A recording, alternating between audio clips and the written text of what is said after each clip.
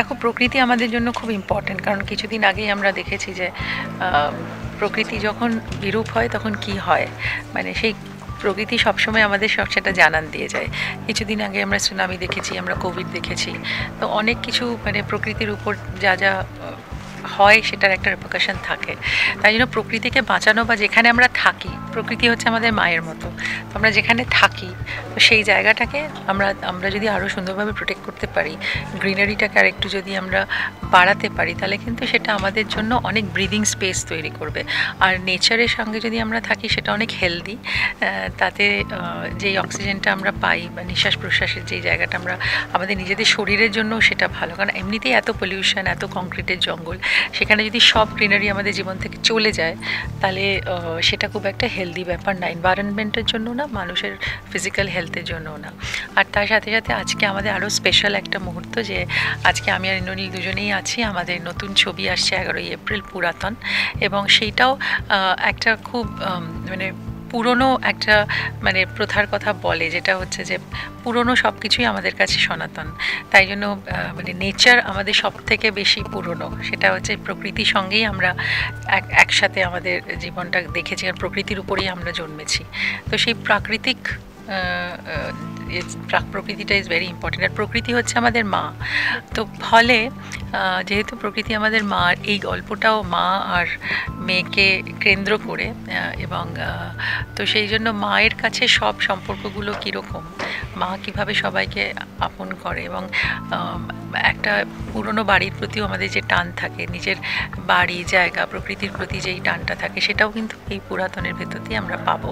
তাই আজকে it's a very beautiful integration আমাদের সিদ্ধার সাথে, এই মানে গ্রিনারির সাথে, যে আমরা ফরেস্টকে আরও বেশি মানে প্রমোট করব, যে গ্রিনকে আরও প্রমোট করবো। যেরকম আমাদের যে বাড়িটাতে শুটিং হচ্ছে, সেই বাড়িটাও কিন্তু একেবারে একটা প্রকৃতির সঙ্গে, যেই বাড়িটা আমরা দেখেছো নিশ্চয়ই। আর দেখো, আমরা অনেক প্রকৃতির সঙ্গে এখানে আমরা কাজ করেছি, যেরকম আমরা মেঘালয়তে গেছি, রুট ব্রিজ, তারপরে যেই এরকম কেভসে গেছি, একদম সেই যে গুহাতে আমরা শুটিং করেছি। তো অনেক পুরনো প্রকৃতির সঙ্গে আমরা মিলিয়েছি এই ছবিটাকে, এবং অবশ্যই আমরা যে বাড়িতে কাজ করেছি সেটাও খুব দূরে একটা গঙ্গার ধারে বাড়ি, সেটাও প্রকৃতির উপর। তো প্রকৃতির সঙ্গে যেহেতু এই ছবিটার একটা খুব গভীর যোগাযোগ হচ্ছে, মায়ের সাথে যোগাযোগ আছে, সেই জন্য সিদ্ধার আজকে উদ্যোগের মধ্যে আমরা এসেছি, এবং আমরা খুব খুশি এই উদ্যোগের সাথে সামিল হতে পারি। যদি আরও প্রকৃতিকে আমরা বাঁচাতে পারি, তাহলে আমাদের জীবনকে আরও বেশি আমরা উর্বর করবো।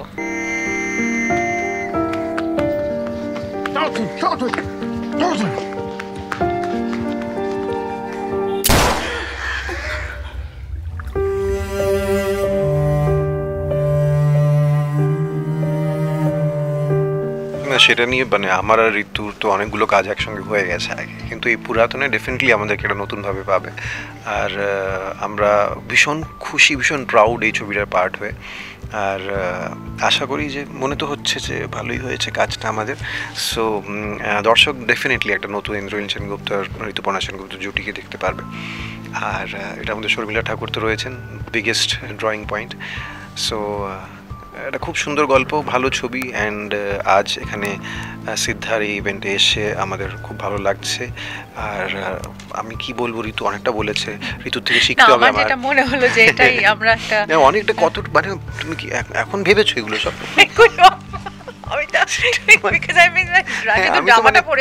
আজকে মনে হচ্ছে যে গ্রিন ড্রেসটা খুব পারফেক্ট এই উদ্যোগের সাথে সামিল হতে আর কি।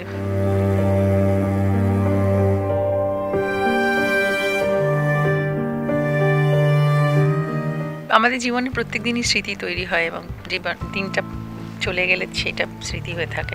তো ওনার সঙ্গে স্মৃতিটা খুবই আমাদের কাছে মধুর, মানে she is such a wonderful woman. আর তার সাথে সাথে এরকম একজন আইকনিক পার্সোনালিটি, যে আবার এই বয়সে এসে উনি উদ্যোগটা নিয়েছেন এই কাজটা করার জন্য। তো এইটাও আমাদের কাছে খুব বড় একটা পাওয়া, যে আমি জানি না উনি অন্যদের সাথে কাজটা করতেন, কিন্তু আমাদের সাথে করার জন্য যে হ্যাঁ বলেছেন, সেটা আমাদের কাছে বড় পাওয়া। আর I think her energy is infectious, এত সুন্দর এনার্জি ওনার, এত সুন্দর একজন মানুষ, আর কাজটা এত সুন্দর করে উনি করেছেন। আর আমি যতবার ট্রেলারটা দেখি বা টিজারটা দেখি, মনে হয় যে মানে এই কাজটা আর কেই বা করতে পারতো, মানে এইরকম একটা সাংঘাতিক একটা রিগাল একটা মানুষ, একটা দারুণ। তো সব মিলিয়ে আমাদের খুবই মানে ভালো স্মৃতি তৈরি হয়েছে। এবারে পর্দায় পর্দায় আসছে ছবিটি 11 তারিখ, দেখা যাক সবাই মিলে যাতে ওনাকে আপন করে, এটাই আমি চাইবো। কারণ আমাদের অডিয়েন্সের কাছে ওনার অনেক এক্সপেকটেশন, কারণ এত বছর পরে উনি আসছেন ছবিতে। এনশিয়েন্ট, আচ্ছা এনশিয়েন্টের বাংলাটা কি? প্রাচীন।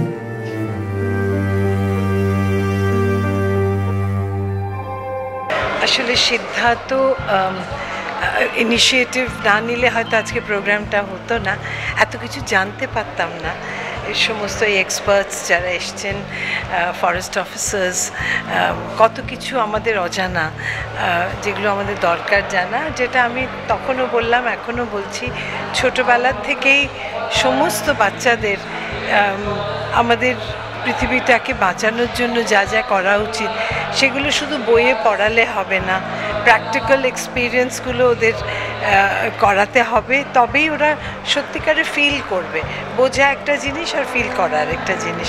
তাই ফরেস্টে যাওয়া, ওখানে ফিল করা জিনিসটা, বা ফরেস্ট অফিসার্সদের সঙ্গে গল্প শোনা, এগুলো আমার মনে হয় খুব দরকার আমাদের নিজেদের পৃথিবীর জন্য। এই তো এগুলো কি করে বন্ধ হবে? আমরা যদি যতক্ষণ না নিজেরা অ্যাওয়্যার হচ্ছি, আমরা তো শুধু নিজেদের নিয়ে বাঁচতে চাই, কিন্তু আমরা নিজেরাও কিন্তু বাঁচতে পারবো না যদি পৃথিবীটা না থাকে ঠিক।